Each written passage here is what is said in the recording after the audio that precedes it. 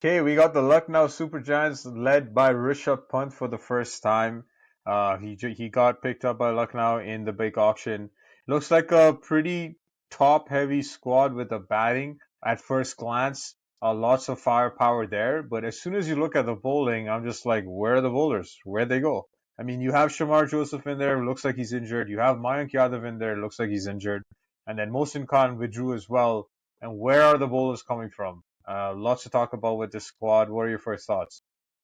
Yeah, and I'll tell you for free, Mitchell Marsh is in bowling, so it's even more problems for Lucknow. But no, interesting squad. Obviously some new changes here as well with the inclusion of Rishabh Pant, and obviously a team led by Justin Langer. So that's going to bring some personality into the game. But top heavy, some great international specifically batting power. But do they have enough bowling options, enough wicket taking bowling options?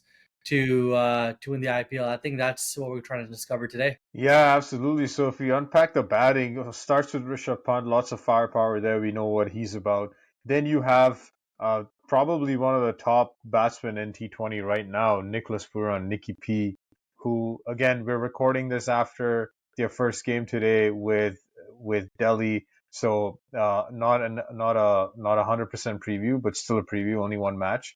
And Nicky P did amazingly well with his innings, and he looks to be, I'm gonna jump ahead. I know we're gonna talk about key player, but he's gonna be my key player for Lucknow this season.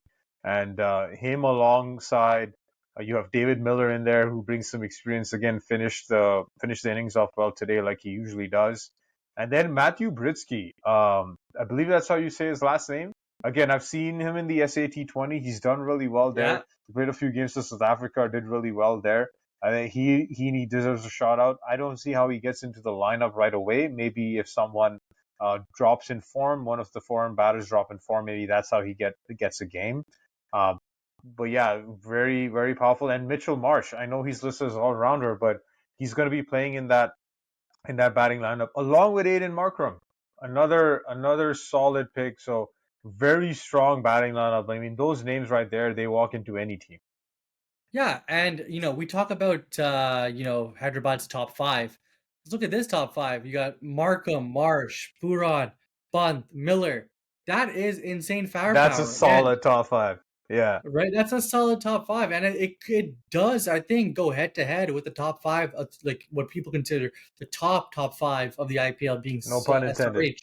No pun intended, but it very much in terms of if you get a 150 to 200 strike rate, and they each contribute 35 to 50 runs, you're looking at 200 plus scores, which are defensible in the IPL. But what does that mean? That means you're able to play with explosiveness, which is, I guess, the nature of this IPL. So no, from a batting perspective, you mentioned top heavy. They're very heavy and they can be very destructive if they play well. But is Rishabh Pant's IPL form, has it been there? Is Form it in is it general. there? Yeah. His form in general, right? So there's some questions there. But no. We saw today, for example, Mitchell Marsh, Puran, they have the ability to, I hate saying it, but to go ham. So Yeah. interesting lineup from a batting And you perspective. saw, yeah, you saw that today. They made 209 today. That was, and they seem to do that easily, just because of the amount of firepower they had.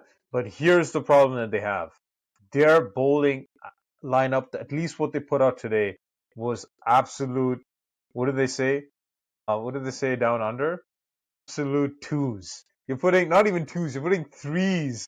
Like you're putting a third string bowling attack Players. out on the field, led by the Lord himself, Shardul Thakur, who again is your go-to bowler in case you need to do something. But I wouldn't say he's the leader of the attack, and he had to be that today.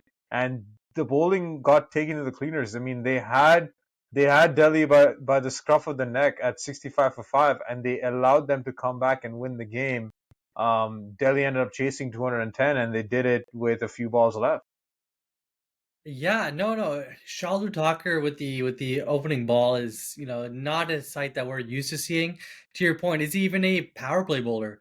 So that does show their deficiencies from a bowling perspective. And we mentioned, with a solid top five batting that they have, a lot of their inclusions are international players. So because of that, you can perhaps choose Shamar Joseph, who, if it added to their bowling lineup, could be a positive in that direction. But because they're limited a little bit from their batting players, they just can't, don't really have an inclusion for him in the squad yet. So it'd be interesting to see how they rotate their bowling and batters. But to your point, in comparison to their batting, their bowlers just are not par at all.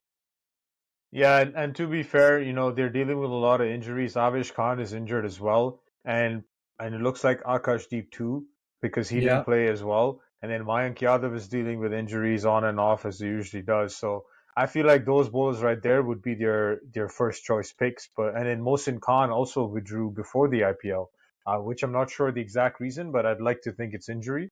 And so you can't blame them. They're just dealing with a lot of injuries right now, but that's going to hamper them. Hopefully, these bowlers can come back. Uh, Otherwise, it's going to be tough for them to contain teams, especially with some of those batting lineups that you see out there, like SRH, cough cough. Yeah, no, I know we're talking offline on this, but it's interesting to see some of the new names that we're not used to seeing. So, excited for new players. Don't get us wrong, but the talent has to be there in the IPL. All right. So in terms of your strength, or not strength, sorry, in terms of the key player that you see for, I know I named mine. What about you? So mine was, who did I even name? Nicholas Furan. That's right. So who's your key Nikki player? P. No, I think that's a great shout. Nikki P is a great player. I think for me, key player for Lucknow is going to be Rishabh Pant. I think in order for the top five to click, I think Rishabh Pant needs to be going. And secondly, I think there was a lot of responsibility given to him by the owner to captain this team. We know this owner is not shy of criticism because of that on the field episode he had with KL Rahul last season. So I think it's going to be a lot of pressure on Rishabh Pant, and can he thrive under this pressure? Because I don't think this is just a a big season for him in the IPL. I think it's a big season for him in this format.